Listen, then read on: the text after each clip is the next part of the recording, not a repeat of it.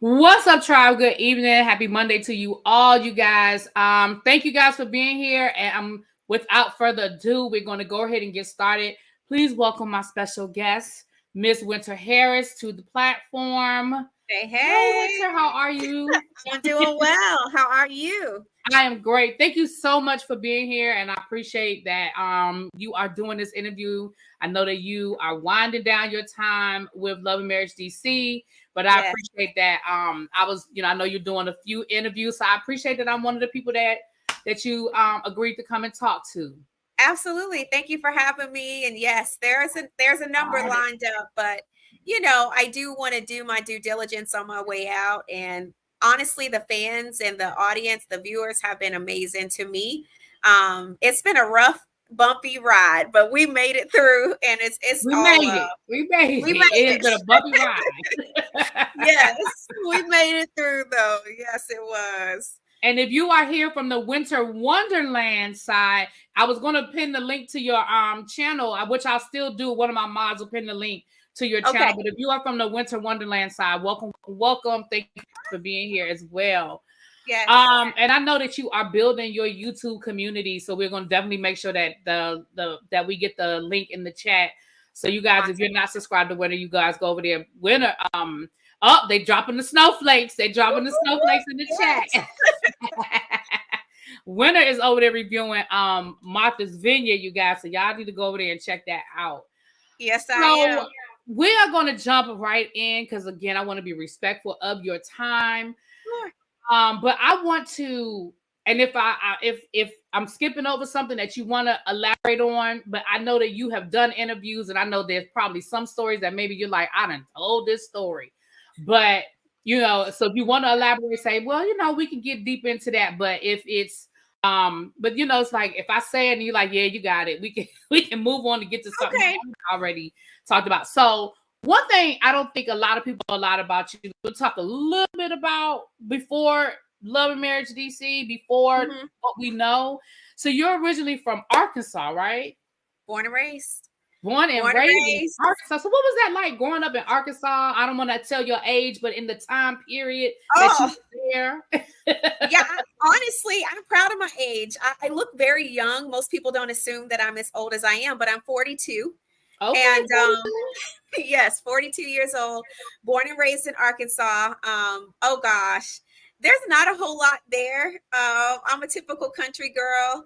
I was honestly raised in a predominantly Caucasian like city. So the Black community was actually very tight. Everyone knew everyone. My parents were pastors, so I was born and raised in the church. If people wonder why I come off so green, my world is through the eyes of church. That's literally how I grew up. So okay. my parents were very strict. My world was very sheltered. I don't even think I watched really my first Black movie until I was a freshman in college.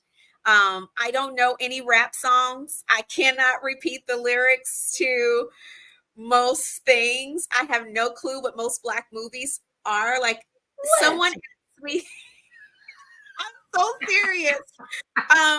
But I mean, I share that because I think the naiveness that people see sometimes across screen, if they understand my upbringing, they can connect the dots and a lot makes sense.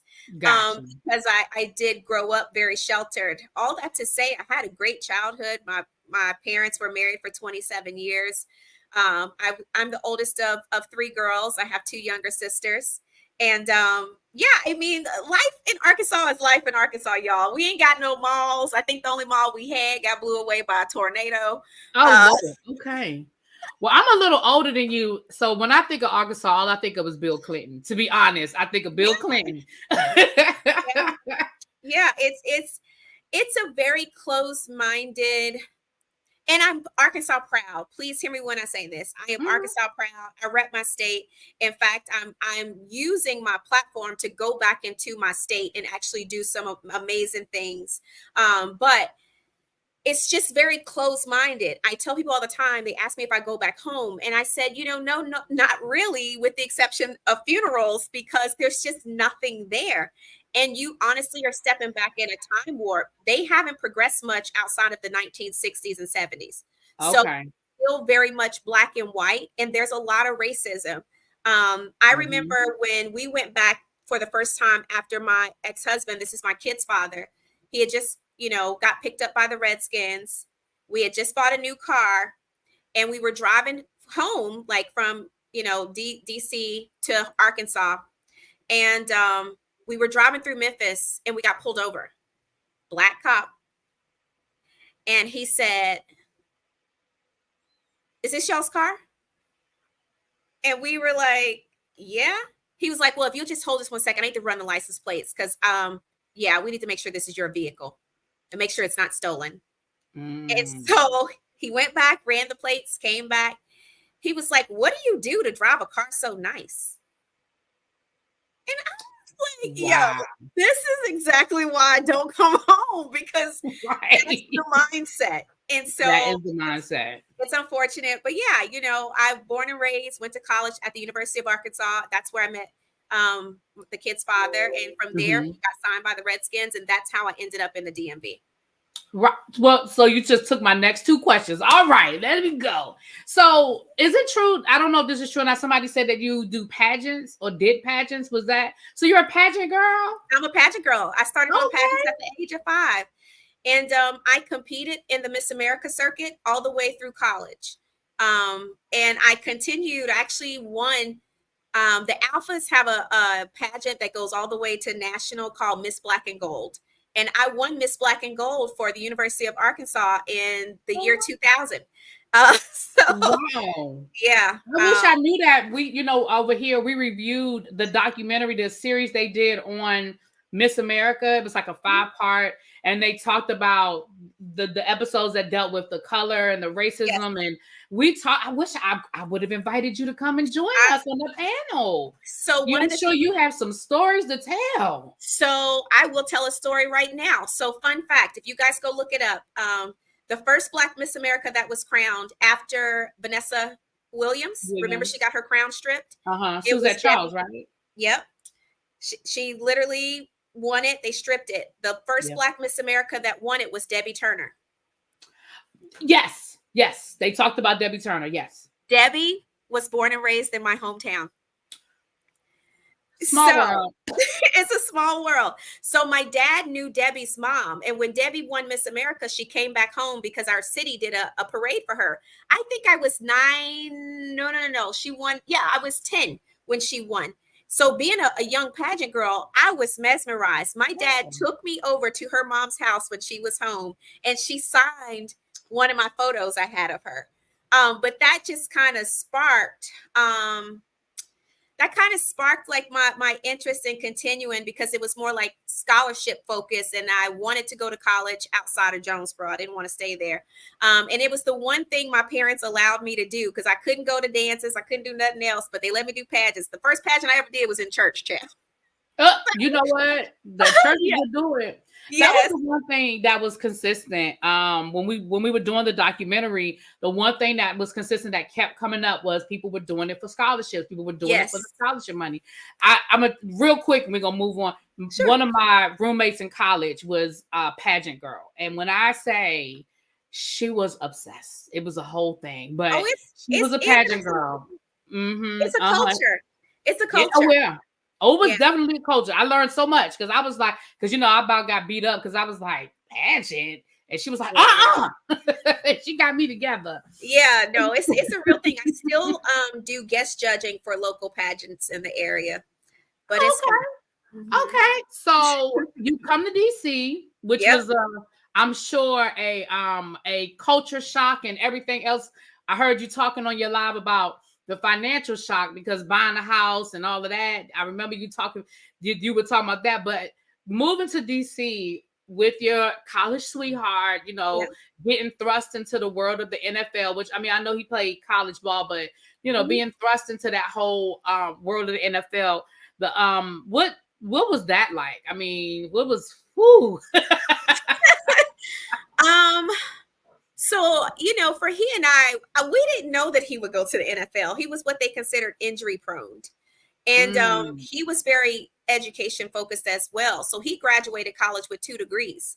because we really just did not think that he would go to the pros. It was just God's will that he was able to get back healthy. He did a few camps and the Redskins signed him. He actually was courted from the 5th round on, and they ended up giving him a free agent contract. And it's just where we stayed for 3 years. All that to say, for us being young kids that were in love, I knew nothing about football. I didn't even know the seriousness of it. We were just 2 kids in love, and we got married. Anyway, all that to say, I don't think anybody prepared us for the change in all of the pressure and the expectations, the eyes on you, the women, the access. You know, for the first time, we didn't have to worry about paying our bills anymore. Like, could you imagine going from being 20-year-old struggling college kids to now I can go in the mall and drop $5,000 at once if I want to, and I did it. You know, like. Right. I was like, what? Like, we have money now. This is great. Right. But the lack of maturity, because again, it's not like they put these guys through any sort of boot camp to make them ready for these pressures. They just throw them into it. And a lot of them are still just kids. They're just kids with, incredible talent. And now they have a lot of money and access. And that usually is a recipe for disaster, as it was for us. As a new NFL wife and a young mom, I really struggled to fit in because I was around like such like opulence. I mean, my friends would, I'm just like, y'all really live like this? Like, I struggled to fit in and figure out my way. Thankfully, I found a really good group of friends. We're still friends to this day. And they took me under their wings and just helped me navigate. But I did not know that friendship would also be the friendship circle that would walk me through really the most difficult time of my life. And that was when I found out that my ex-husband at the time was having an affair with our nanny. So how cliche is that? I know, but it's the truth. It's and the thing is, when I think back to it, it's she was, the nanny for a lot of the wives. So I hired her by recommendation, and she had, incredible reviews. But, it's just one of those things, being young and you live and you learn. But it was an extremely painful process. She was pregnant at the same time as I was. We both were pregnant with boys. Her son was born the month after mine. Oh no. And at the time we weren't sure if it was his or not. So it just, y'all, was such and I had 2 younger children at the time. So I think my older 2 were actually, I'm trying to think. 6 and 4. So I'm pregnant with my 3rd, and I have a 6 and a 4-year-old, and I'm navigating this devastating discovery. And then 2 weeks before I found out that he was cheating, my dad left my mom after 27 years of marriage. So, oh man, you had a rough situation going on. I call 2007 the absolute year from hell on wheels. Like, the only bright spot in that year was the birth of my son. And it was devastating. Like, it was like my whole world had crumbled in a month. The month of June is when everything happened. Wow. And it took a lot. It took a lot to find the strength, honestly, just to keep going. And it's not that I wanted to, do something to myself, but the depression that I battled and the anger and oh my God, it was horrible. But all that to say, I made it through. My friends were incredible. And they really supported me. I did try to make the marriage work, y'all. I was one of them, pray it through. I was very religious. So I believed in, praying and fighting for my marriage. But I ended up filing for divorce about 8 years later. So I tell people I stayed 8 years longer than I should have, trying to work it out. But it was a lot it was a lot of drama. And at some point, you got to give yourself permission to get off the Ferris wheel, and I did. Yeah. But you have to forgive yourself for, and I'm not saying you have it, but I'm saying in general, you have to forgive yourself for staying. Because I mean, listen, absolutely, everybody makes the decision that works for them in that moment. So yeah.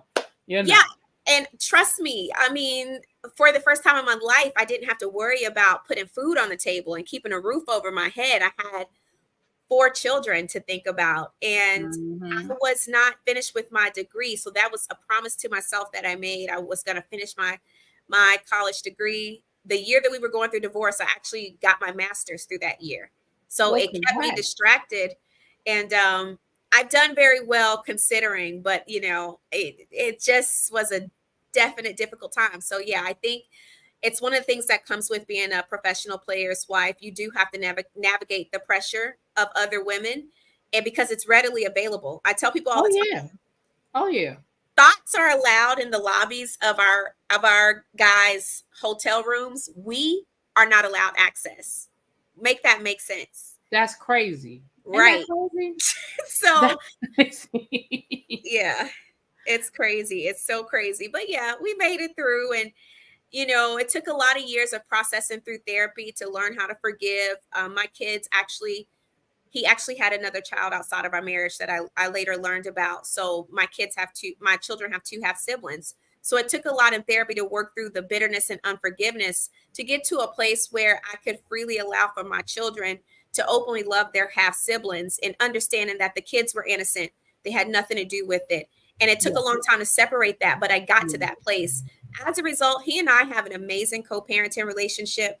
And I tell people all the time, I didn't just forgive for myself. I forgave for the freedom of my kids, because I didn't want my children to bear the burden of my pain or my hurt that wasn't their place in their position. And once I did that, honestly, our life became so much more peaceful. And yeah, I just continued to trudge ahead and move forward. Oh, well, thank you for. I knew. Well, I'm not gonna say I knew. I thought I knew that there was infidelity, but I didn't know, because out of respect, I know you didn't go into all of that. With the season. But thank you for sharing all that. Now I'm gonna say this to you. I know you and Ashley are becoming good girlfriends now, and I know you said you don't have a lot of experience with Black movies, but if you have not seen Waiting to Exhale, okay, I need you to watch Angela Bassett, okay? When she go through that man's closet, okay?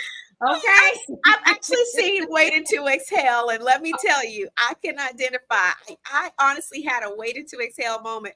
I don't have I set our wedding album on fire, and I was like, this is my Waiting to Exhale moment. It was insane. But listen, I don't judge nobody in their pain. Betrayal is a painful experience. It really is. It is. So that connects us. That's working us into Love and Marriage DC, because that's how you met Monique, right? Through the Commanders organization. Yes. That's how you met Monique Samuels, right? Yes, correct. Okay. Now, so Chris was the teammate of my ex-husband. So they played for the Commanders / Redskins during the same time. Yes. Okay. I'm a hardcore born and raised, because I'm a born and raised Washingtonian. So I'm a hardcore. I say Redskins, so I don't mean any disrespect to anyone by saying it, but I'm hardcore. So I remember I have been and I'm a Bama fan too. So I have been a Chris Samuels fan since Alabama. So I remember, I followed him all the way through his career here. So I was excited as a Potomac fan when Monique came on the show, because I remember seeing pictures of their wedding and everything, right? Yep. So Monique leaves Potomac.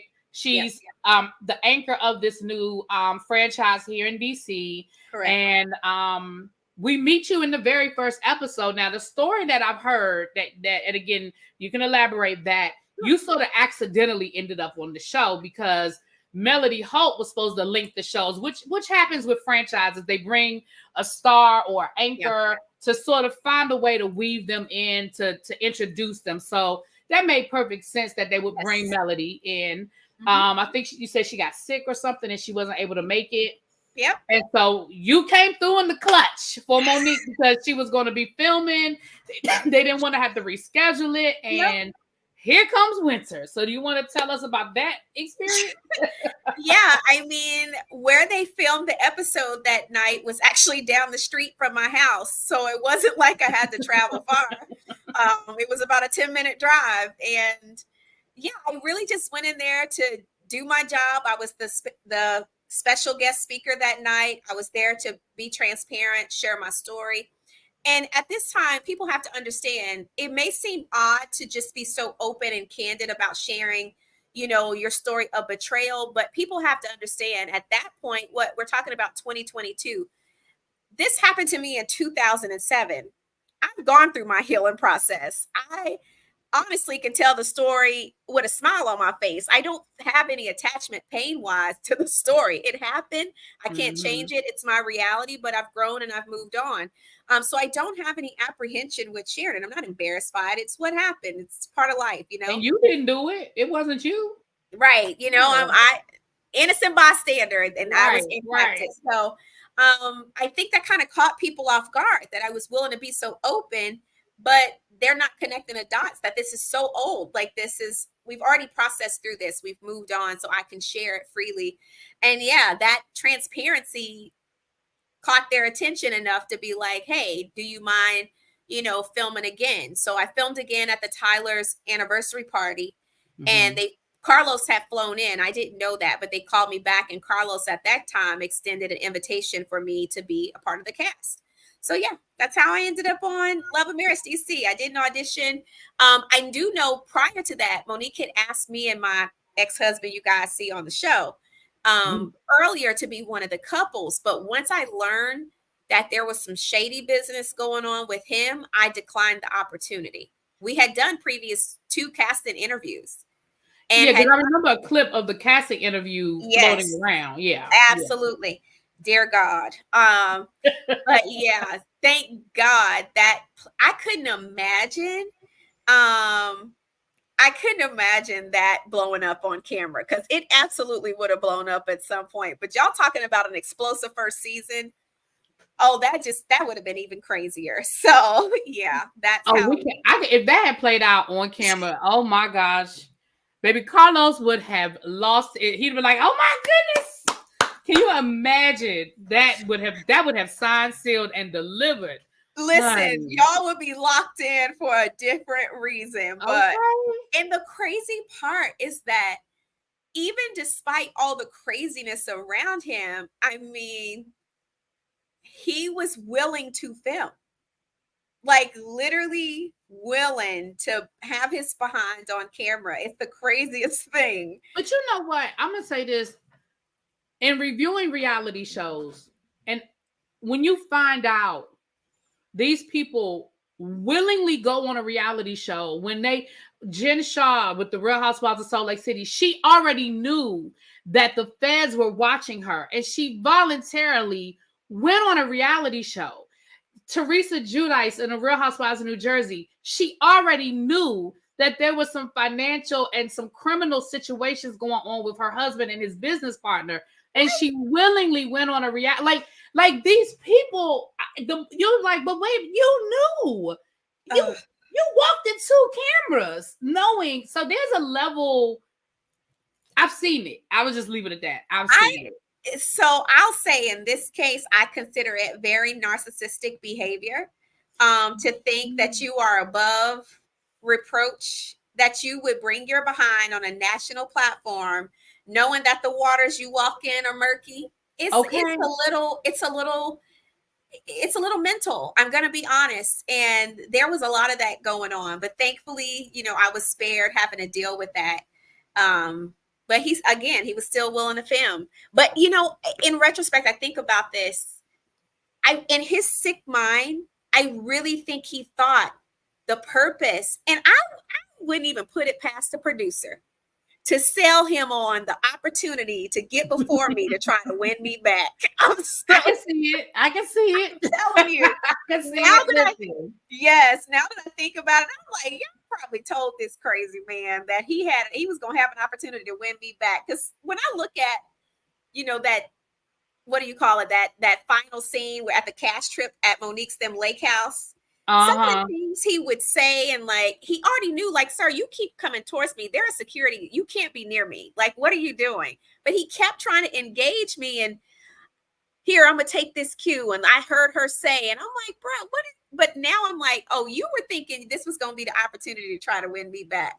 Somebody told you wrong. Somebody, yeah, they had him thinking that there was a chance. He thought it was a chance.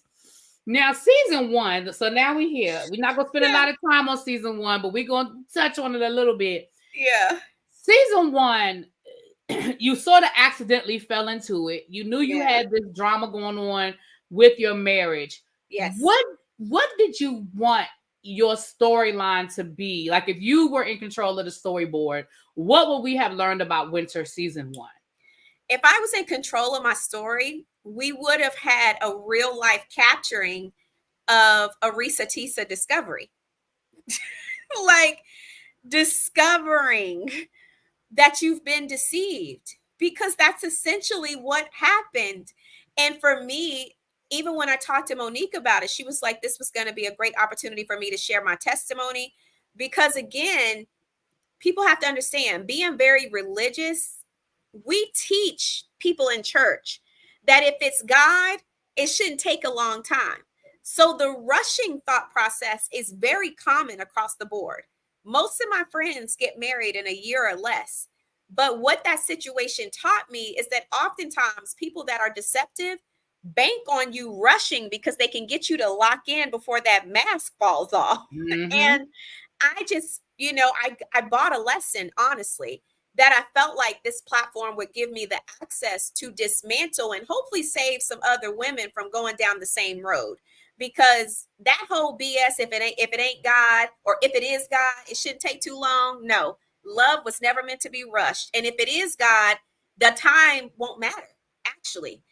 So it actually taught me how to slow down. It also taught me to take accountability, because even though his red flags weren't necessarily like abusive red flags, or, I didn't see him maybe doing something criminal, some of the things that kind of made me uncomfortable, I should have spoken up. And I did try to call the engagement off, but he weaseled his way in our premarital counseling and made me feel bad. And I was like, no, Winter, listen to your gut. Your gut is never wrong. To that voice. Yes. And I overrode that. So I take responsibility for that.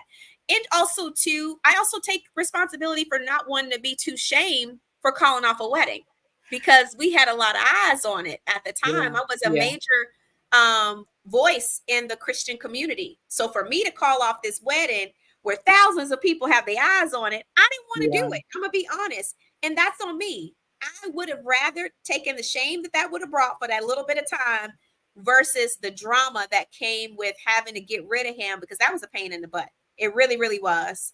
And he wasn't an easy person to divorce, because he fought me all the way through to the very end. And it took because he thought he had a good thing. He wasn't trying to let go of that good thing. Yeah, well, he probably wish he'd never met me. By the time my attorney wore him out in court, he finally left me alone. But yeah, I bought some sense. So that's what I would have wanted my story to be. A story that was a story of warning. A story of warning and a good lesson. And hopefully one that gave hope that you can go through something like that and still bounce back. But I did not get that. Well, we know that was not the story that was told. No. So first of all, I was going to say this. After that, to me, I think that, because if I'm being honest, I was like, Winter, that Winter. Ooh, that Winter. But after that night at the lake cabin and you sang that song, baby, I ain't lying. I sang that song for 2 weeks. Sign these papers, baby. It sticks in your head. And I think that night, because you even had Ashley and Arena singing the song about it. I mean, I was like, see, she done brought everybody together. Yep. Listen. So season 1 did not go the way you wanted to go. I remember your lives. I believe that's when I first subscribed to you, because I remember you going live and you sort of doing what Ashley kind of did this season, to say, hey, this is what y'all saw, but this is what y'all don't know. And this is what y'all need to know. And so I respect, I used to feel differently, I'll be honest, but I respect now, especially with reality TV becoming so much more produced than it used to be. I respect you guys using your platform to let people know, hey, we know what you saw. However, there was a lot that you didn't see, because for me, it helps me put things into context. And I know some people are like, I don't care. I'm going to watch the show and whatever I see is just whatever I see. Right. But it does help me put things in context. So getting to the end of season 1, and I don't want to, I know you spoke about your experience at the season 1 reunion. Yes. I remember that reunion, and I do remember thinking, wow, like they came at you guns a-blazing. Yes.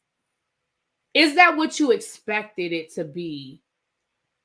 I mean, were you like, okay, I know they're coming for me, or were you really kind of like, wow, I kind of thought we had moved past some of this? So let me tell you, I will say,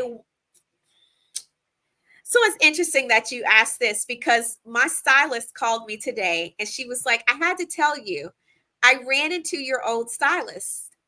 And I was like, oh, okay. She was like, yeah. She was like, we chatted. She said she told me she styled you for the reunion for season 1. And I was like, yeah, she did. She was like, but we got to talking and she told me how bad it was. And she was like, it was interesting to hear her perspective. And for her to not, she didn't know what I knew or didn't know. She just started talking. She was like, wow.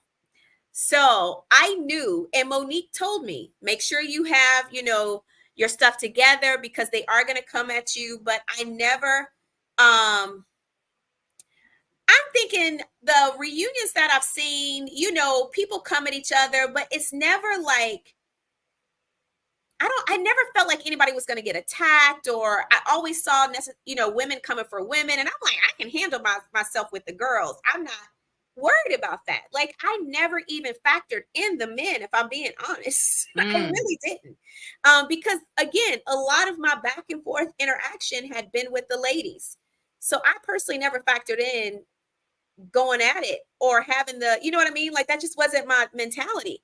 All that to say, my sister told me, Winter, they're gonna try to make it seem like everything is your fault. That's the way they've edited this season. Your best bet, honestly, is just to come in and apologize for how you offended them and just move on. That's all you can do. Just apologize. Because the audience is not seeing they may have said something to you nasty first and you're just responding. They're only going by what they've been shown through the edits. So you can't come in defending that. Just apologize and let the reunion move on to something else. So that's how I came into the reunion. So what made it so brutal is that's how I came out. I apologized off rip. It did not stop them attacking me. Gotcha. Now they flipped that reunion and put my apology last, but that's not the order in which it happened. Okay, I got you. So you started off apologizing, but it was almost like they had their checklist, and it was like, correct. Well, it was kind of this. I mean, not to go into, but it was kind of the same thing with, again, based on what I saw. I can only go by what I saw. The whole alcoholism conversation with Ashley and the Tylers. She said, I never said you were alcoholic, but it was like they were so intent on the conversation. It was almost like they didn't hear her say that. Right. So, okay. And again, what was edited? I don't know what was edited out, but what I saw. That actually happened as it happened. What you saw happen was really so that's the thing. When a person literally has an agenda, it's like, what what are you hearing or what are you thinking? But it turned into something I would have never imagined, honestly. And like I said, it wasn't stopped. So I think at some point, first of all, I would never let my husband come at another woman like that. Like, I just would be like, no, baby, I got this. Don't you worry. You sit this one out. Sit this one out. Right. Let me handle it. So the fact that, like I said, it wasn't stopped and it was allowed to continue for so long. And I tell people, you guys get an edited version. We were out there for 3 to 4 hours. So can you imagine 3 to 4 hours of this constant berating like that? Like, it was insane. And it was just interesting to hear my stylist say that she ran into my stylist. She was actually they were on set, so they witnessed everything. And she told my stylist, she was like, I was angry and I didn't know Winter enough to feel the anger that I felt, but I was angered on her behalf. Like it was absolutely awful. Okay. So, yeah. So with that being said, why do you make the decision to come back for season 2? So that's another discussion too. They knew that I was on the fence about not coming back. At this point, my conversation was no longer with production. I got a call from the higher up to talk to me about coming back. Okay. And between that conversation, they assured me, like, you're going to have the opportunity to correct that. We honestly, this second season is hinged on you returning. Like, because at that point they already knew they had lost Monique, or did they not? It was no. Oh, okay. No, Monique you just became a fan favorite. Yeah, from season 1. Got it. So after having that conversation, and at the time, the higher up that I spoke to, I had a really good relationship with him, and I trusted what he said to me. And then I still went back and prayed about it and talked. And my family did not want me to come back. I'm going to be honest, because it really was bad.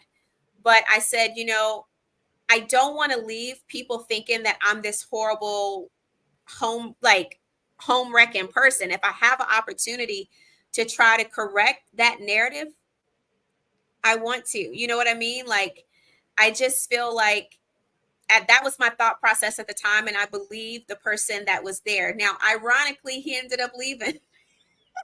Oh, wow. Okay, so the person that convinced you to come back, they ended up leaving the company. Okay, well, Yeah, I'm like, what in the world? But I trusted him enough, and I trusted his word. Now, I also want people to understand I'm a reality TV rookie. I've never wanted to do reality TV. This has come as a shock to me that I've even ended up in this area of entertainment. It wasn't something I aspired to do. I'm more of I prefer to have my own talk show or radio show. Like, that's Winter. I would rather act or do something like that. But this was not anything I had on my vision board. All that to say, it was really important to me that if I had the opportunity to correct what I felt like the poor narrative that they created around me, then I was going to take the opportunity. That said, I knew going into this season, I wasn't coming back. Okay. So you kind of wanted a redemption arc. Like, I'm going to come back because I don't want to leave that, but I know this isn't for me. Correct. Got it. Okay. So I will say, if you notice, if you read, you can read the comments. People will say Winter gave nothing this season. Winter is not engaged this season. We want the old Winter back. People were never going to get that out of me. That was not the goal. I intentionally laid low this season on purpose. I would rather people be mad at me for not giving anything than to give something and still be attached to what I feel like was a poor narrative season 1. So okay. Well, it was intentional. It was intentional that you weren't giving. I got it. Okay. Yes. I can respect that. So when you guys started filming, you found out early on that you were losing Monique and Chris. What did that do for you as a cast member to say, okay, things are gonna have to kind of pivot now? Like, what was the reaction? I mean, not getting into their business, but just as it related to the show, what did that do for you guys or you personally as a cast? I mean, I really didn't feel like it had anything to do with us. My main concern was who were they going to fill the other couple spot with? Like, right. I'm not a couple, right? So at this time when they leave, I'm rolling solo. So I'm just like, I don't know where we go from here. Like, what does that look like as a cohesive unit? So it was interesting to kind of see, the Duncans come in and then the Pettys come in. I was always concerned about continuity, about whether or not the group would gel with the new group.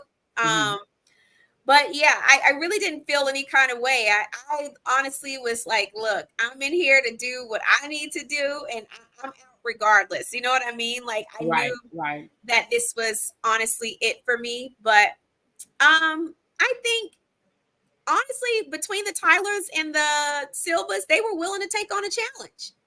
Oh, they did. Oh, buddy. They definitely picked up the gauntlet. So with season 2, now we're in season 2, we're filming. We found out early on that, I know this might not be what you want to talk about, but early on, we see you meet Yusa. At the podcast recording with the Duncans. Correct. Now, I'm glad that something that was said at the reunion, I think is something that us as viewers needed to put into context. You guys literally dated for 4 months.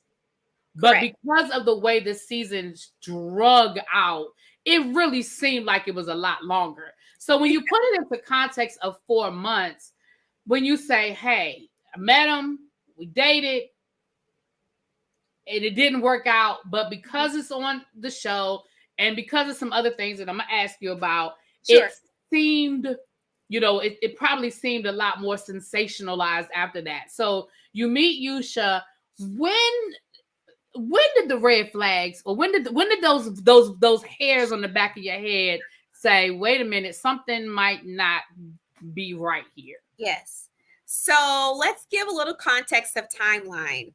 We started filming in October of 2022. I met Yusa in November of 2022. Okay. So we're getting to know each other. We're dating. Now, this is from like mid-November on. We didn't become official until New Year's Eve, something like that. So like a month and a half after just kind of dating. He wanted to be exclusive. Context, he's Muslim. They date a specific way. So he wanted to exclusively date. No problem. No issue with that. And honestly, intellectually, we clicked. Where we honestly started to have issues was really his feelings around filming and how he was navigating his dynamics on the show. So one of the things that he was very adamant about was me reconciling with Ashley. And he was like, you need to figure that out, because I can't have my girl beefing with the hottest DJ in the DMV. It's just not cool. I'm an artist. That was the first red flag. Wow. And it's in text. Like, I'm not making this stuff up. Like, legit. I believe you. I believe you. His feelings. And that comment alone, I was like, So it's important for you to know that, because when we get to the cash trip, we're having a lot of couples conversations. And in my opinion, he's intentionally trying to side with different people to keep his connections and not offend anybody, versus everybody else who's a couple is riding as a couple. So when we get back and I make the comment, hey, if I'm going to feel by myself, I'm going to be by myself. You're not going to have me out here looking stupid just because you don't want to ruin no relationships in case this don't go the way you want it to. You are definitely looking out for yourself versus considering my feelings as a girlfriend. Wow. So it wasn't just the Joy conversation. It was other conversations where you felt like he sort of sided the opposite of how you felt he should have sided. He always did that. Like, literally in our little the clip that you guys saw, he's saying, like, I just believe you're so great and I like to call you up and hold you to a higher standard. Because the thing is, Joy was never a factor. Now, this is where editing is crafty. When I saw that they kind of made the season like me and the Silvas versus the Tylers and the Pettys, this is why they had to make it seem like I was mad at him because of Joy. But Joy was never an issue ever. Me and Joy was cool, actually.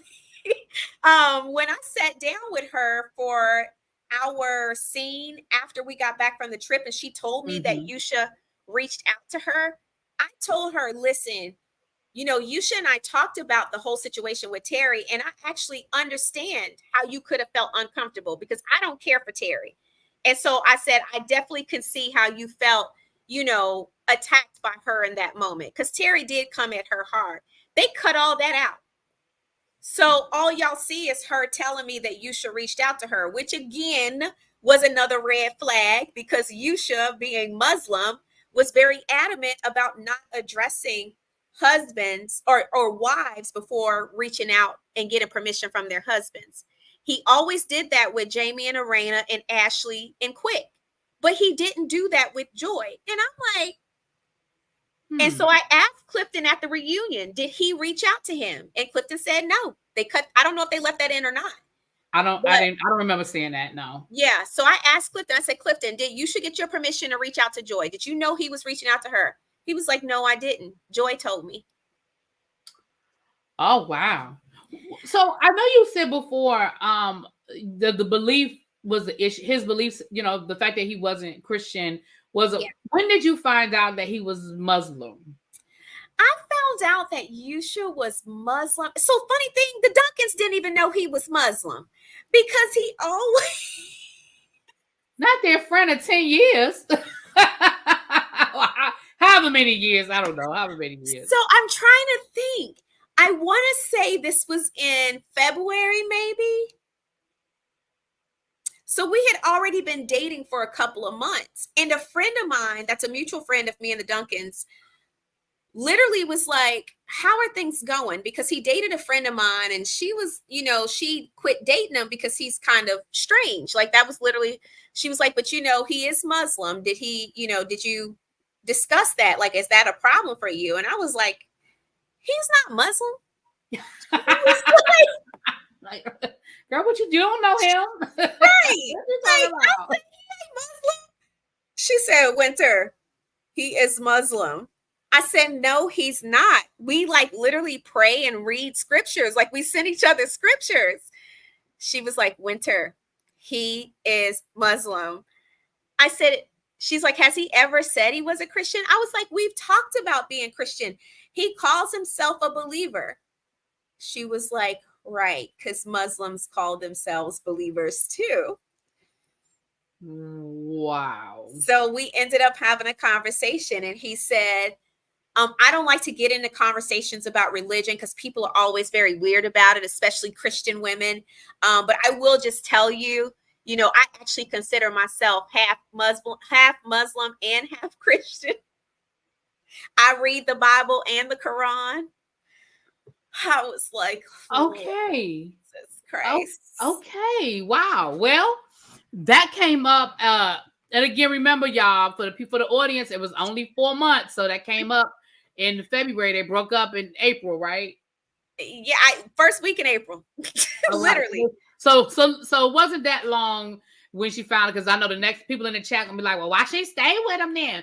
She was only there for another month, child. She was only there for another month. And let me be very clear. So let me tell you why it was another month, or I would have broken up with him. I did not want to break up with him on camera. I did not want to break up with him on camera. Okay. That would have spun this into a whole different thing that was not that serious. It was a dating relationship. You date to collect data.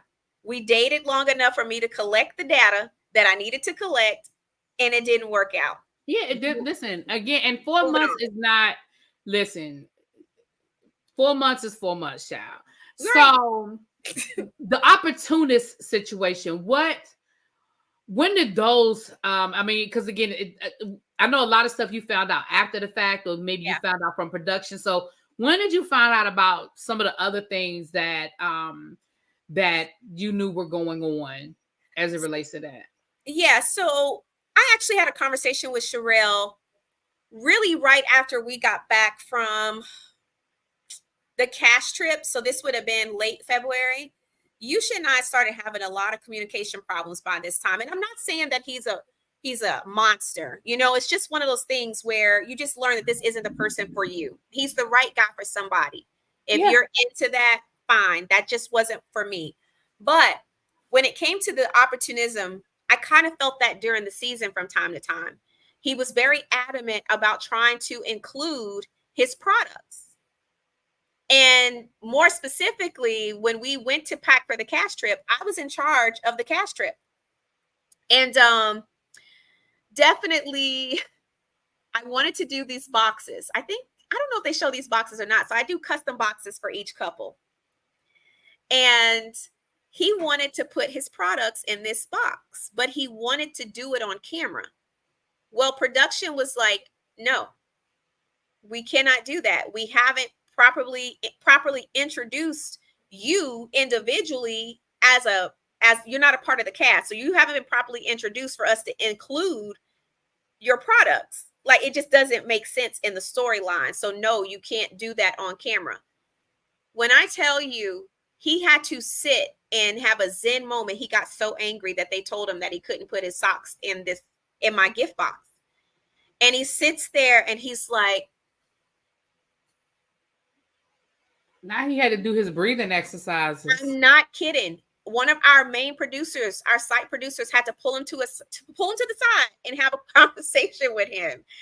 And I was like, what's so deep? Like, you know what I mean? Like, why does it matter? If somebody said, hey, you can't put your socks in there, to me, if you're here for me, it don't matter. Yeah. But for you to get that upset over not being able to have your socks being filmed or your products being filmed, that's an issue. And he was like, well, I'm doing this on my own time. I ain't getting paid for this. That's the least they can do. Sir, you knew that when you signed the participation agreement that you were not getting paid for this. For you to pitch a fit now, the math ain't mathing. And the only thing I can connect it to is you literally trying to squeeze any sort of press or promo out of this that you can. So that was like my first kind of like, and I talked to Sherelle about it. I was like, it just rubbed me the wrong way. I didn't like how he acted with the crew. I pride myself on welcoming them into my home and being very courteous and kind. I don't ever want them to feel uncomfortable. And technically he's here because he's dating me. So that was the first indication. So later, definitely it just got worse. He just started doing some really what I consider shady stuff and manipulative stuff. My friends were contacting me about some of the things he was doing. He was calling my best friend that he had just met 2 months ago, trying to talk to her about our relationship business. And I'm like, sir, no. We don't do stuff like that. We ain't been together long enough for you to be doing stuff like that. And to believe that she wouldn't come tell me, he was going to Sherelle, asking her about the conversations her and I were having. It just was some shady stuff. So I didn't want to break up with him on camera. And then Easter came and that just shot it to hell. I was like, I'm good. I told production I wasn't going to film with him anymore. I stopped filming with him mid-March. We were supposed to have another confessional, and I told production I wasn't willing to do any more confessionals. So they actually had to go back and redo me and the Duncans confessionals because I wouldn't film with him anymore. Okay. All right. So I know something you said the other night when I was watching the recap on your channel the other night. You made mention that there was an incident where he went on the news and represented himself as like a star of the show. Child, yes, Arena sent me the clip. She saw him on the news and literally she was like shaking my head. That's a mess. I was like, I was blown. And we actually had a whole text argument about that too. Because I'm like, first of all, you have some audacity using my clip. He used my clip to intro himself in. And the newscaster was like, y'all welcome the star of Love and Marriage. Like, what? And he ain't even on the show. He signed a participation.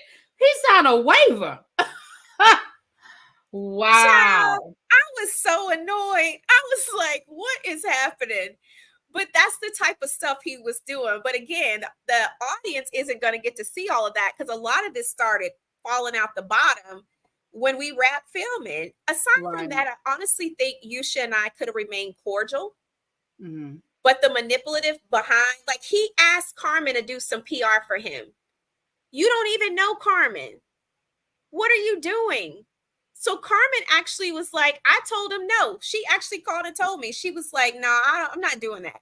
Like, I know him because of you. I connected him with my stylist. This was another issue. To style him for an award show that he had. I said, hey, can you do me a solid? Can you style us both? She said, sure, Winter, I got y'all. After we broke up, he was still reaching out to her to style him for free, might I add.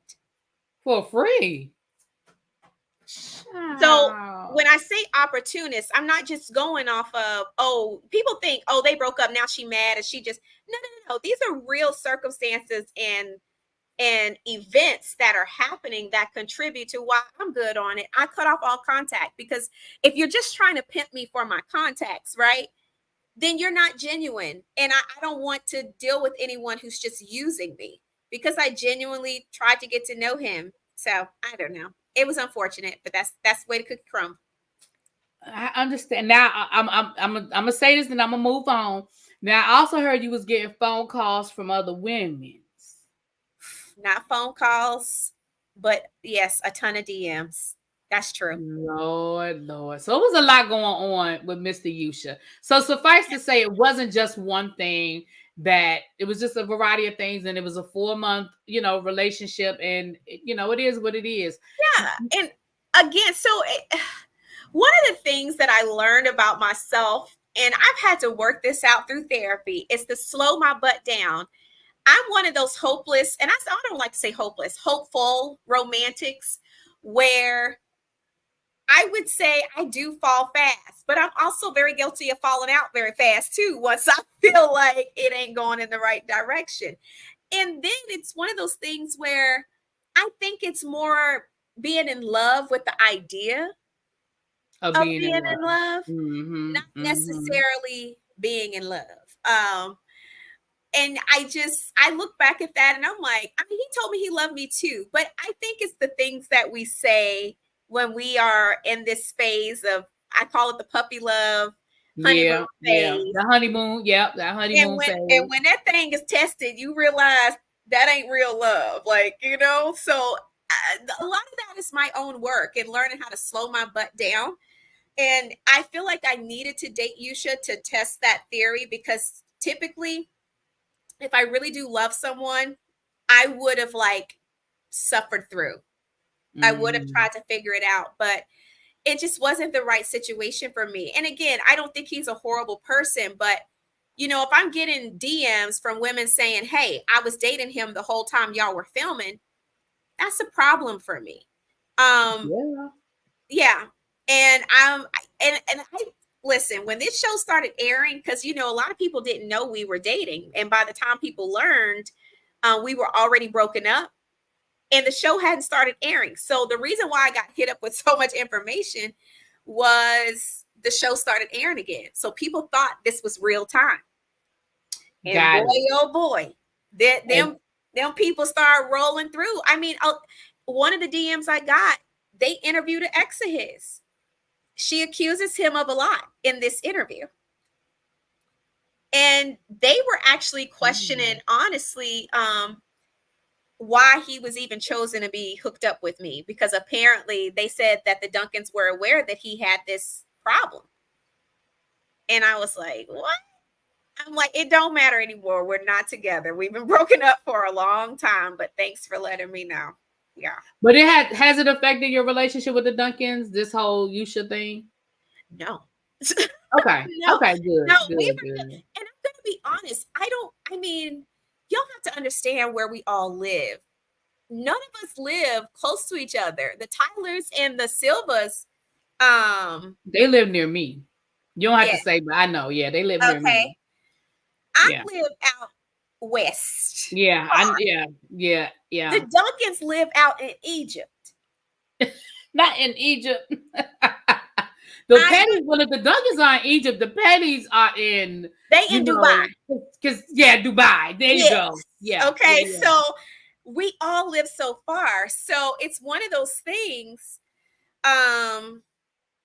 We just don't see each other. I'm not gonna run into any of them at the grocery store. I tell this all the time. It's not gonna happen. So we've all kind of naturally drifted apart because we just don't see each other. And it's not because we hate each other or that there's some issue. We just literally don't see each other. So no, it didn't hinder my relationship with the Duncans. This was not the reason. And I feel like honestly, they were very fair. I have this crazy. So he and I had one final blow up with I felt like he was doing some manipulative stuff. And y'all brought him to me. He y'all friend. So I'm not going to just, no, I'm so serious. I'm not just going to address him because it's important that y'all know. I don't want him lying and telling y'all something I said. Y'all can hear what I have to say. So I put everybody in a group chat, and we were in a full-blown back and forth. Bless Sherelle and and Black's patient hearts, because that was one heck of a group chat. But he said his piece, I said mine.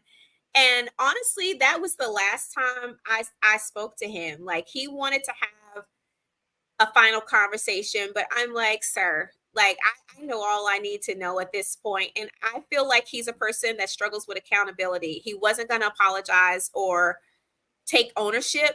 His thing was, well, I'm sorry you feel that way. It's not just that I'm sorry I feel that way. You need to take accountability for what you did. What happened. Right. So it's not how I feel, it's the experience. Yeah. Right. Got it. And I can't deal with people like that. Like, I can take ownership. Yeah. I literally am like, hey, if what I said hurt your feelings, I'm sorry.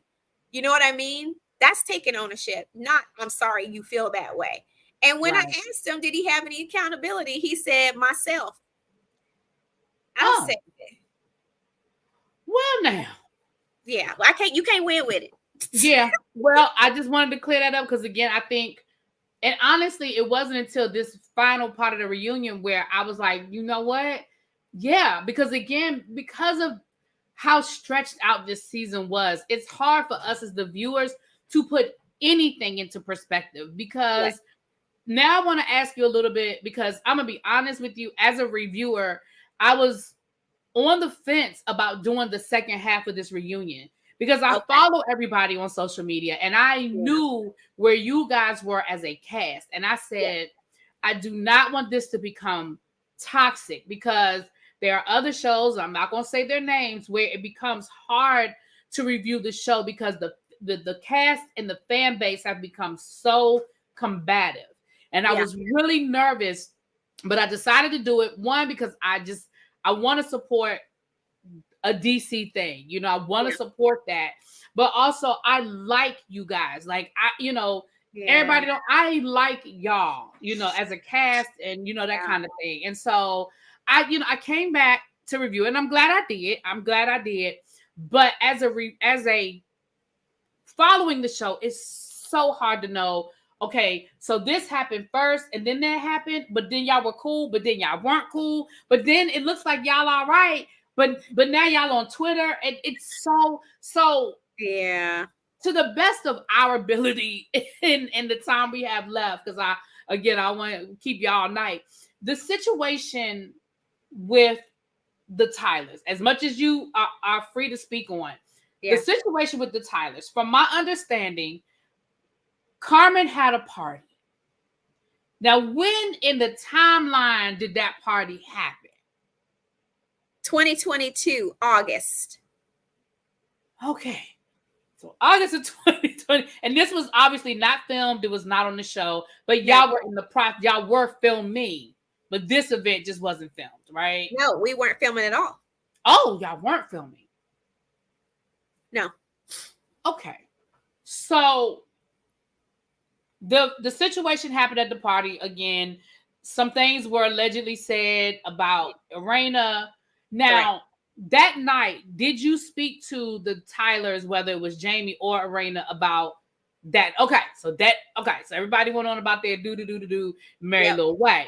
Yeah. Now, the conversation at the seafood restaurant. Yes. When you were telling them about the group trip. That used to be my spot, by the way, too. That happy hour is pretty good.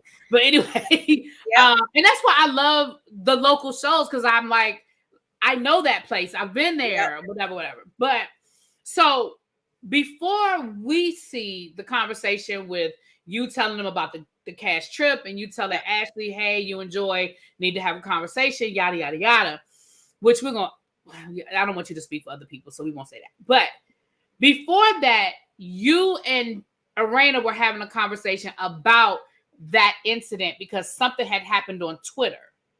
Correct. Right? So, August 2022, this happens. Jamie, Irena, and I make amends at a holiday party in December of 2022. Okay. In the midst of making amends, we're seeing each other at our cast premiere party, and we're basically trying to move forward. Gotcha. Jamie and I get into a DM conversation, and we're rehashing all the stuff that's happened from season 1 on. He's trying to explain their side. I'm trying to explain my side. We get into what's brought up at Carmen's party. Okay. Mm-hmm. I'm just being honest. He's being honest. I don't think anything of it. I didn't believe the guy. I didn't accuse Arena. I personally felt like the dude was clout chasing. Gotcha. It doesn't go any further. Literally. Like, okay, we laugh, joke, move on. Okay. Next thing you know, we are going at it. I'm thinking this is related to, okay, the show back on. We just bantering on Twitter.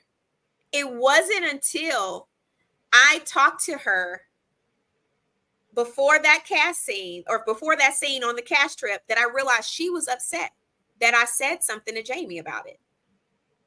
And I'm like, I didn't realize I did anything wrong. Like, he and I were just talking. We both being honest about everything. And I said, in fact, I told him I defended you when the guy was running his mouth. She was like, you just need to leave it alone and stay out of it. Like, it's no reason for you to say anything about it. I'm like, okay, cool. I won't. You got it. I'll leave it alone. Ashley later tells me, you know, Arena's mad at you because of what you told Jamie. And I was explaining to her, like, Ashley, I really didn't think I did anything wrong. Me and Jamie were talking. I was being honest and was actually explaining to him, like, hey, I defended her when this dude was running his mouth. No harm, no foul. And I was like, we had a conversation. It's good. We moved on. We never talk about this again, y'all. This is February 2023. This does not come back up again until Arena does an interview and she doesn't tell what that conversation that we had at that seafood restaurant was about. She was like, I told her she had to quit coming from my, I think coming from my marriage or being messy, or I ain't gonna fool with her no more. And I'm like, no, that's not what we talked about. You talked about that conversation. So when I went on Reality Rundown and he played the clip for me, I said, she's not being honest. That's not what we talked about in that scene. This is what we talked about. Okay. From that point forward, things go left. And that's when somebody, we don't know who, they swear up and down it was me, but I would never do that. I would have never went to a blogger to, please, if I'm going to release it, I would release it. I don't have a reason to. We're not beefing. I wouldn't intentionally create beef. I'm trying to get out the beef. So somebody found out who he was and released his picture to the blogs. That's when it all went to hell. Well, let me say this, and I probably shouldn't say this, but I'm going to clear Winter's name. I know Winter wasn't the person that sent the picture. Well, thank you. Now, whether anybody chooses to believe me or not, it wasn't me either. But I know it wasn't you because some other information has come out since then, and I know it wasn't Winter. Now, so do with that what you want. I appreciate that, but I am confident enough. My thing has always been, I'll go as low as you go. And even with season 1, even though it's edited out, I didn't go as low as I did until they went low for me. I match energy. Me and the Tylers were rebuilding.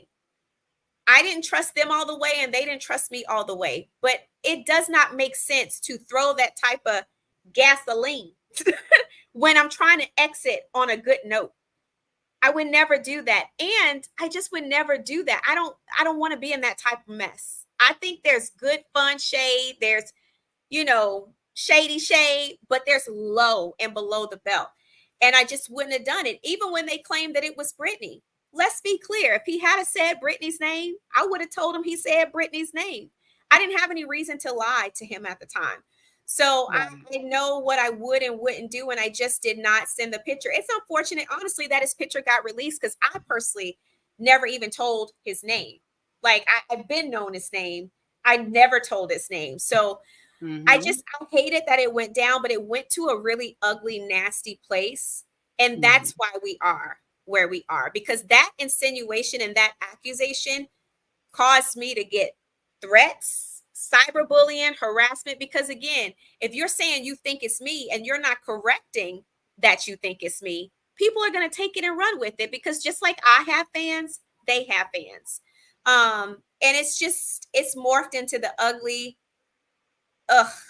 It's like, I hate to see, I just hate as a cast, I hate to see where you guys are as a cast. I really, really do.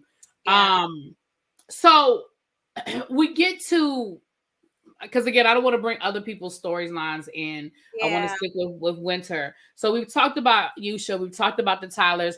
I love the fact that you and Ashley are building a friendship.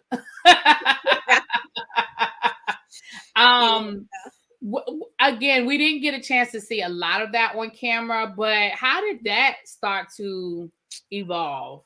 Yeah, you wouldn't have seen it on camera at all, because that's the funny thing about how this season is edited. They had to go back and ask us for pictures and photos together, because all of that was done after the season. We were not cool during the season like that. We were still very much trying to baby deer our way into figuring each other out. So a lot of our friendship growth came afterwards, and we all were doing our best. In fact, I was still doing my best with the Tylers and the Pettys, because I don't really know the Pettys. So I was trying to purposely go and support everybody at their different things. I went to Jamie's party a year ago. Like, I was trying my best to clear the air, because again, I knew I wasn't coming back.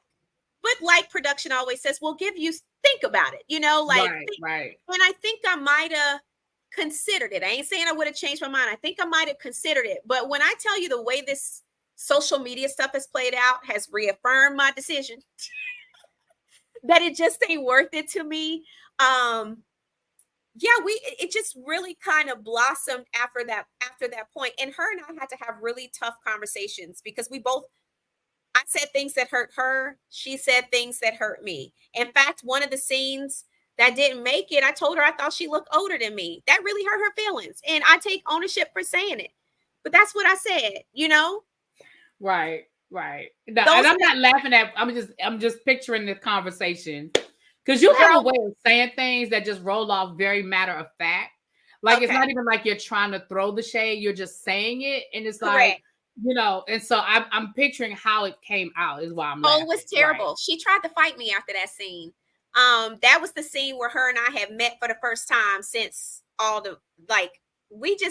were like oil and water. We just literally are two very fiery. And was that at the aerobics thing when y'all were at the aerobics that did get ugly. Yeah, that did. Yes. So this is the first time we meet up after that, and it still didn't go well. Like, people, I think everybody on production was like, these two are just never going to see eye to eye. Me saying that, our CEO for KRE was on site that night, and she looked at me. She was like, Winter, we were doing so well.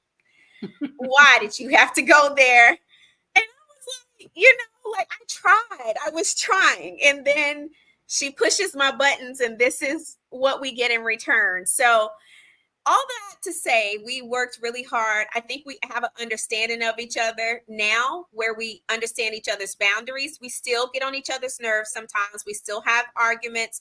She didn't like that I posted on social media when we first started the season that I felt like she had no business telling Joy's business. We had a whole disagreement about that. Like, okay, cool. You may not like it, but this is honestly how I feel. I'm still my own person. I don't know why people think that I'm kissing her butt. And she's younger than me. So I'm very set in my ways. Right. I'm not rah-rah, and I'm just not going to be hood with it. That's not my personality. She calls it a nice, nasty church lady shade.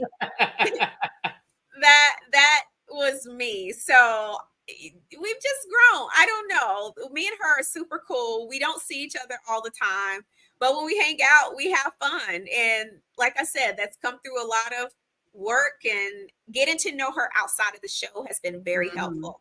I think if I still was dealing with Ashley on the show, I don't know that we would be here. But getting to know her outside of it, it's been very nice. And we have a connection now. My boyfriend and Quick do business together when it comes to commercial real estate. So we hang out as couples. Yeah, like that's something we have in common now, but it's cool. She's not as bad as she seems. Yeah, because I follow y'all on social media, and when I saw last summer that y'all went on vacation together, I had to clean my screen. I said, "Is that Winter with Ashley?" I said, "Wait a minute." We had a good time. Again. Let me tell you what, we're actually planning our next one. When I tell you we had so much fun, I think it was 8 or 9 girls on this girls trip. You know, Latrice from Bell Collector was with you guys too. Yeah, that's our girl too. Like we are cool. Like, but that was an amazing trip. I'm not even gonna hold you. We had a good time, and I was concerned. I was like, I don't know how this is gonna go, but we ended up having a ball. Well, I was listening as a viewer. I was certain because that was during that long hiatus, and so where we left off, you guys weren't cool, you know. So I'm like, how are they in wherever they went together and they are chilling? I said, and they're not filming. I mean, because you know, I could tell y'all weren't filming, so I was like, well, what are they doing? We just chilling. I see. I had a good time. Now, since you brought it up, I was gonna go there, but since you brought it up, so you got a new boo thing? I do.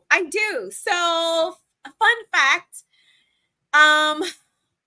I met him the day before I was introduced to Yusa. We met at a networking event, and he never shot a shot. We ended up just becoming friends and getting to know each other. But what's interesting to me is that we actually had more things in common. He's a church kid like me. And I thought there was something there, but like I said, he never shot a shot. So I'm like, okay, I ain't gonna put myself on hold. Like, I'm gonna go on about my life.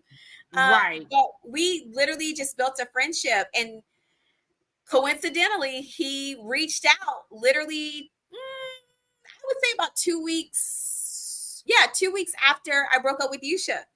And we just got to talking. He asked me out on a date, and we have been dating ever since.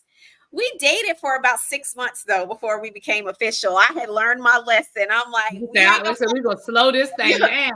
You ain't about to get me, guy. No.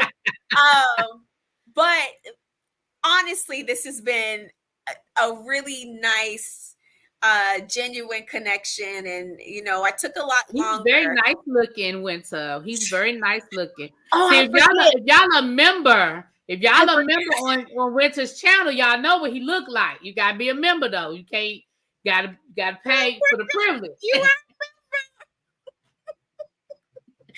so you do know. I forgot. You are a member. I'm nosy. Him is very handsome. And but you know, I had to take some time this time. Like, we just have taken our time, but it's been so nice. So nice that he's such a nice guy. He would never do reality TV ever. So I'm glad that he's just supportive. He literally supports me in my media endeavors, but he does and has his own thing. And so we've been dating for a year now. So well, we are happy. Well, I am happy. I'm gonna speak for myself. I'm happy for you because you smile, and whenever you talk about him, you just smile, child. So I'm happy for you. So you have been very clear, unequivocally, 120% that you are not coming back. You have given in your notice. Yes. You have packed up your desk. You have given away all of the things, and you are on your way out of the door. Friday was your final day on the job. Yeah. You saw it. Can't nobody convince you to do another season? Oh, no. Okay, I tried, Carlos. I tried. No. And honestly, my life has changed so much in the last year for the better.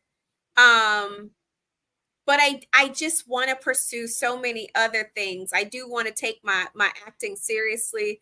I do want to take some of the media projects that I want to do seriously. And unfortunately, when you do this type of TV, you're locked in, and it prevents you from giving your full attention to other things. So I have to get beyond this so I can get out of my claws. Like we can't do anything else for a period of time. And I got to have that clock start so I Unless can. you want to do Below Deck on Bravo, but never mind. I'm sorry. That was shade. I'm gonna shut up. That was me. I'm sorry. Go ahead. I apologize.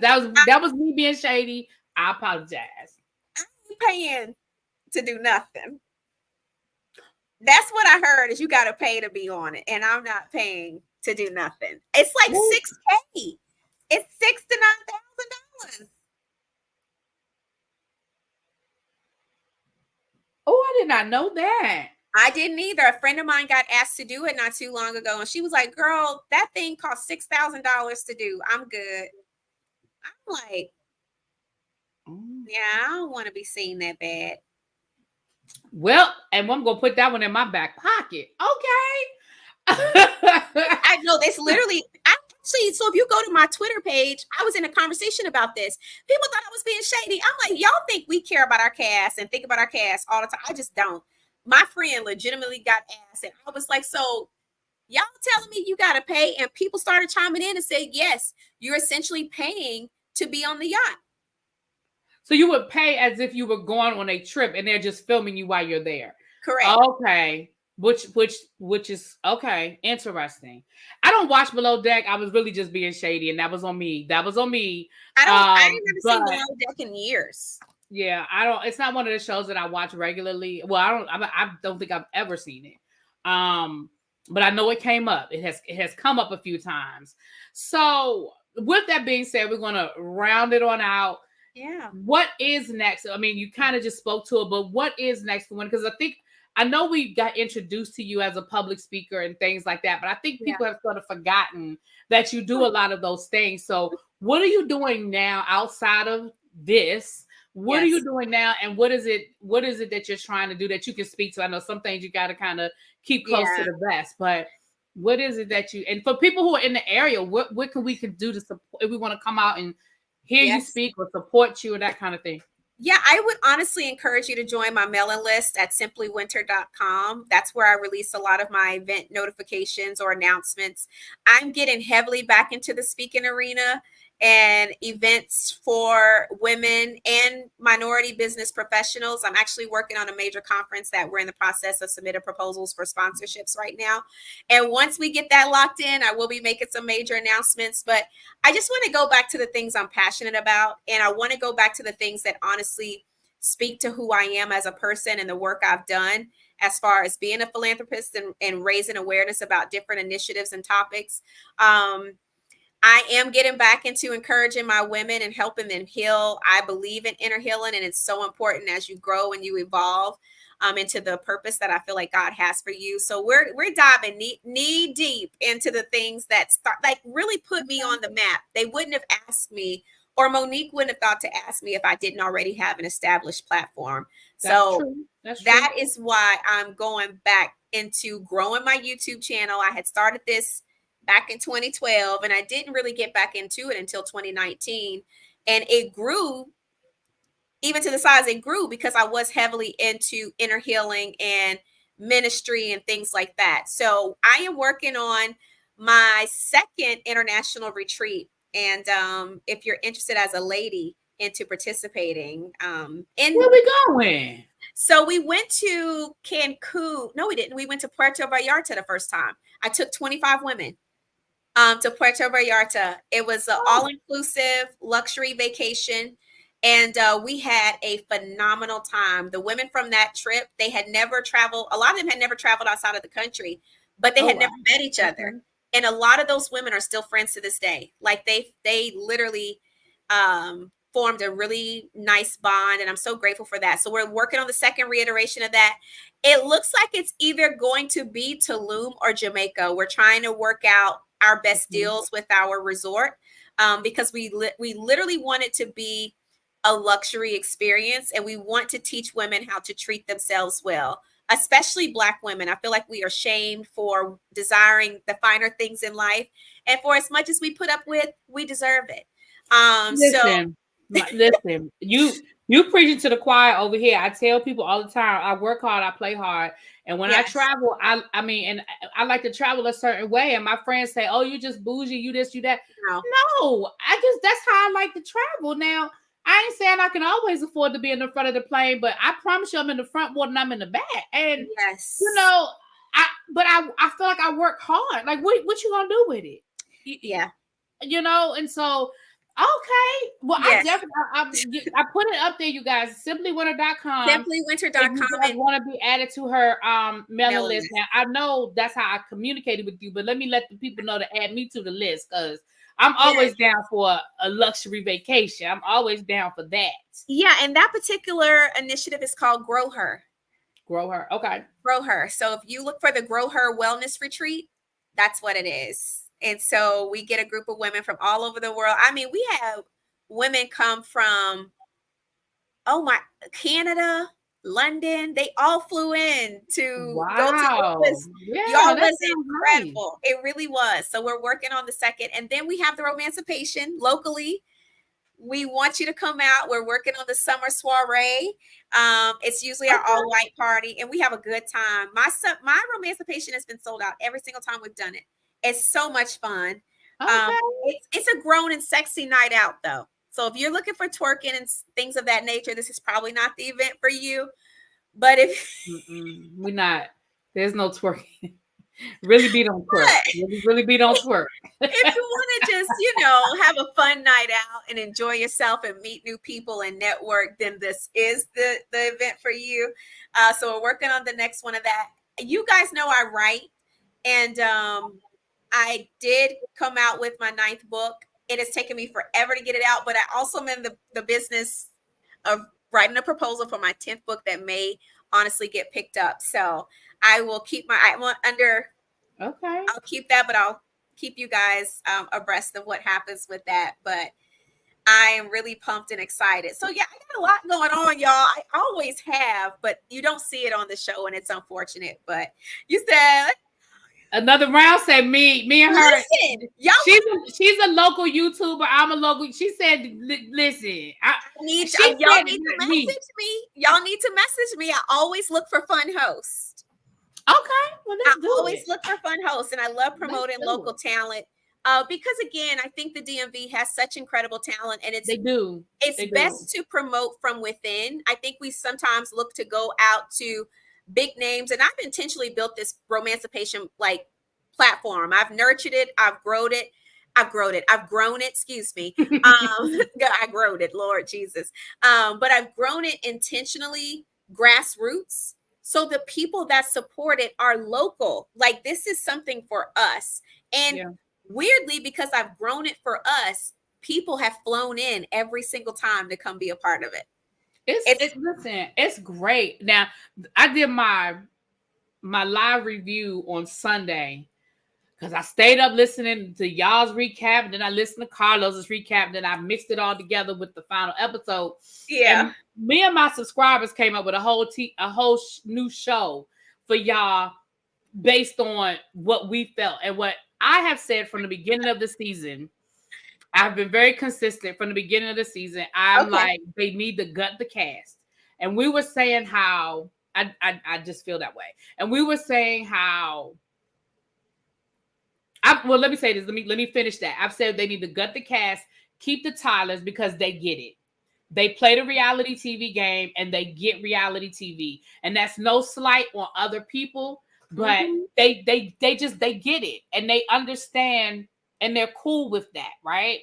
I've said that I think that Ashley is talented. I think she's funny, and I think she's great for reality TV, but I don't think that this is the genre for her.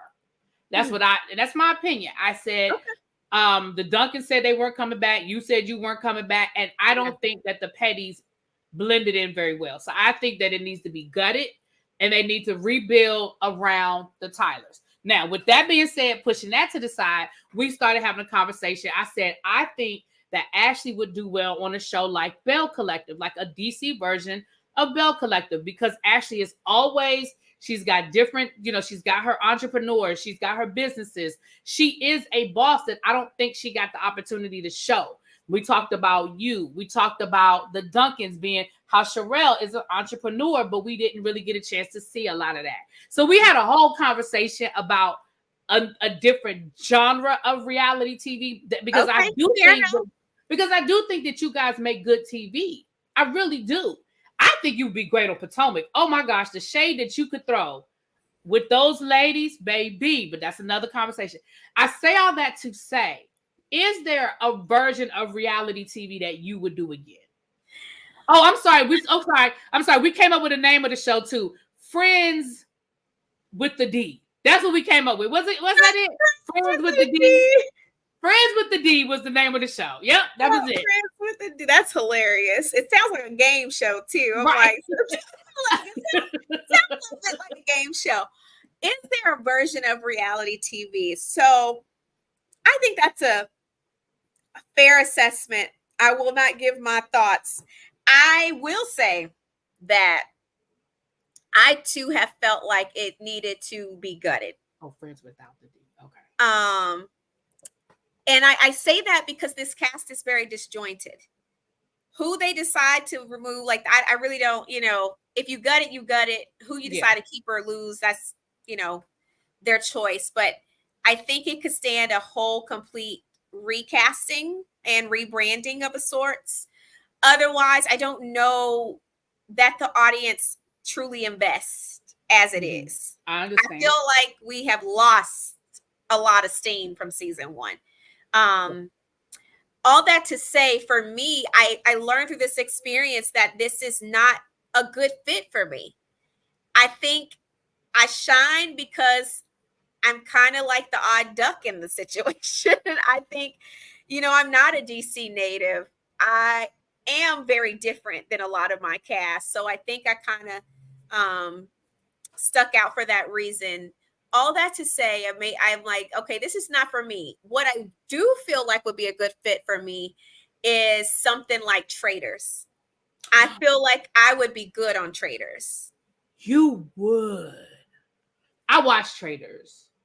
You would be good. And you would be a good traitor. You would be a good traitor. I feel like I would be amazing on a show like Traitors. You will be good. I think you and Ashley should go on The Amazing Race. I think the two of you guys would be funny as hell on The Amazing Race. So I think things like that, like Amazing Race, Survivor, The Challenge, that's Winter's lane. Like, I feel like I could make a good splash. Okay. And things like that. Otherwise, we got to go all the way to Food Network or HGTV. Got you. Okay, that's more your thing. Yes. And again, it's more my personality. I think that's why so many of my fans were a little bit disheartened and saddened by my time on Love and Marriage DC, because they're like, this is not Winter. Like, this is positive Patty. Like, right. This is everything opposite of who she is. And I just don't want to personally be a part of the negativity. And unfortunately, in this genre, you got to take the good with the bad. It's never going to be all positive. It's never going to be all kumbaya and we're all getting along. You have to incorporate the drama. And unfortunately, you don't get to pick your cast. So depending on how low your cast is willing to go is the level of the negativity you got to deal with. And I just don't want to do it. And it also has a tendency to take you out of character, because when it comes to fight or flight, when it comes to confrontational situations, I'm a fighter. I'm not going back down from no fight. My mouth is too quick. And as much as I would like to walk away, I ain't going to walk away. In fact, because I knew I wasn't coming back, I purposely bit my tongue a lot this season. Otherwise, we wouldn't have got to no reconciliation. When we were at that, what was that? Say That Shit event with Ashley. Oh, that was a lot. That was a lot. When I tell you, I literally, Sherelle is so funny. So Sherelle and I get there. We walk in together. Now, when we sit down, the first thing out of Arena's mouth is, why is Winter here? Now in my mind, I'm like, ma'am, now you got the same call sheet I did. You know why I'm here. You know why I'm here, girl. So I'm like, Winter, shut up. Be quiet. You don't have to say nothing. Just relax. But they still were. Alicia, you got to remember, we're not cool. So Ashley's best friend Alicia's there taking digs, being smart mouth. Now I already called her a linebacker by this point. Like, don't take me back, please. I'm trying to move forward, and you really are testing the innermost bounds of my religion right now. So Sherelle is next to me. She was like, "You doing so good. You doing so good, Winter. You stay right there. You doing so good. I'm so proud of you." Knows me. I would have responded. I don't have it in me just to sit there and take disrespect. I don't. And so I purposely had to silence myself to not respond. Otherwise, we don't get to the cash trip. Like, right. And the thing is this, like, as much as I love reality TV, I know I can't do reality TV because I have an off switch. So, like, the reason why I can, and I would say this to Ashley, the reason why I can say what I'm saying about Ashley, this not being a good fit, because Ashley can't let stuff go. And in reality TV, you gotta be able to let it go. You just have to. But I get that part of Ashley because I'm the same way. Once that switch is flipped with me, I can't. Like, I'm good. I'm good on you. I'm good on this. I'm good on all of it. Don't call me. I'm not coming. Don't invite me. It's like, so I get that part. That's why I can say it. And like I said, I would say it to her. I would say it because I don't have that. I just don't have that in me. Once I'm done, it's the cancer in me. Once I'm done, I'm done. And when I say you don't exist, I can walk in a room, I can stand right across from you, and I will not acknowledge your presence. I'm done. I don't see you. You are not here. So I know I couldn't do reality TV because you have to have a level of being able to move forward, even if you don't mean it. And that's the thing. That's the thing. I can understand these people aren't always friends in real life, but they're doing their job. correct. And there has to be a point where you can move forward, even if you don't mean it. You know what I'm saying? And so I know that about me. God's still working on that because, like I said, it's people I ain't spoke to in 20. I can't even tell you why I stopped speaking to them, but I know they don't exist. Yeah. I'll be working on that. God working on me. And I feel like that's a Libra trait. We are very forgiving. We are very forgiving. And but it also, once you turn me off though, then you're probably going to hate me. Like, you take me to a place where that's not good. That's not good for anybody. Like, I'm like, please take it while I'm trying to be kind and nice. Because we ever flip flop,